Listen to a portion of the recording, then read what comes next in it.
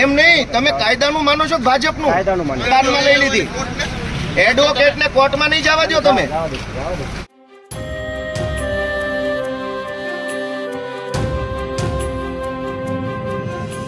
નર્મદા લાઈવમાં તમારું સ્વાગત છે.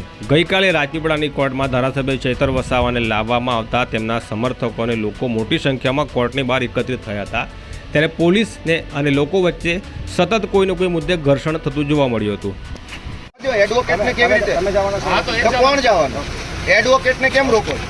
તમારી પાસે શું સત્તા છે વકીલને રોકો? તમે કોર્ટ બારમાં લઈ લીધી. એડવોકેટને કોર્ટમાં નહીં જવા દો તમે. એમ નહીં, તમે કાયદાનું માનો છો કે ભાજપનું? તો આ અદાલતમાં 10 મિનિટ એડવોકેટને કોર્ટમાં આવતા કેમ રોકો છો? વકીલને કોર્ટમાં આવતા કેમ રોકો છો? વકીલને કોર્ટમાં આવતા કેમ રોકો છો તમે? એડવોકેટને કોર્ટમાં આવતા કેમ રોકો છો? એડવોકેટને કેમ રોકો છો? હું વકીલ છું. વકીલને કોર્ટમાં આવતા રોકો છો તમે? વકીલ કોર્ટમાં નહીં જાય. અરે હું વકીલ છું.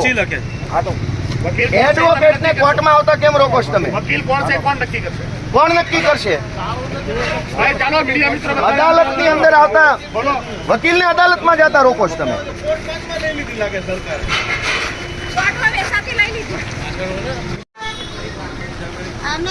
એમ નહીં, તમે અદાલતમાં જતા વકીલને રોકી લેશો. તમને એવી સત્તા આપેલી છે. કોણે સત્તા આપી? એડવોકેટને અદાલતમાં જતા રોકવાની સત્તા કોણે આપી? હું ગમે એનો વકીલ હોઉં, તમારે ક્યાંય કામ છે?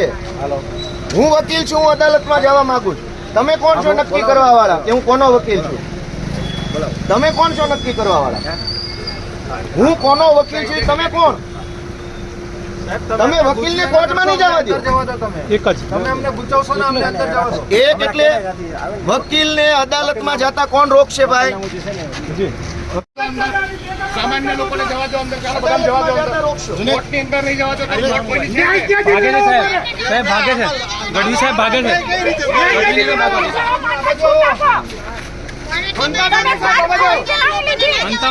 ચાલો ચાલો એમની પાછળ ગઢવી સાહેબ ની પાછળ લેજો.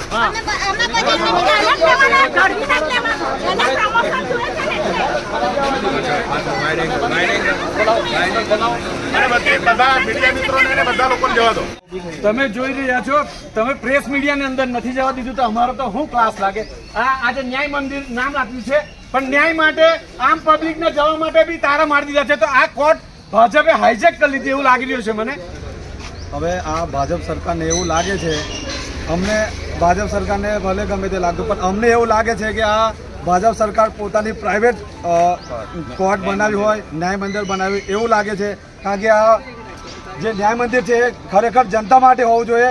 આ લોકો આટલું દમનગીરી કરી અને પછી જનતાને બહાર ઊભી રાખે. ખરેખર તે ન્યાય વ્યવસ્થા જનતા માટે છે તો જનતા માટેની ન્યાય વ્યવસ્થા હોવી જોઈએ. આ ફક્ત અને ફક્ત સીધું ગાંધીનગરથી ભાજપના ઇશારે બધું ષડયંત્ર થઈ રહ્યું છે. જે મનરેગાનું કૌભાંડ છે એમાં ગાંધીનગર સુધી રેલો ગયેલો છે, એટલે ગાંધીનગરથી ફૂલ આ લોકોને પ્રેશર છે.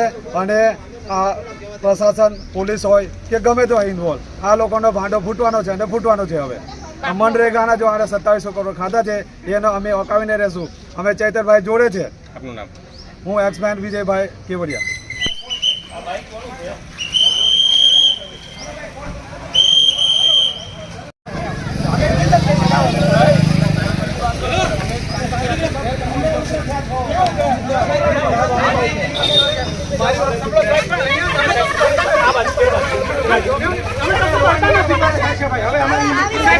તમે કશું કરતા નથી પછી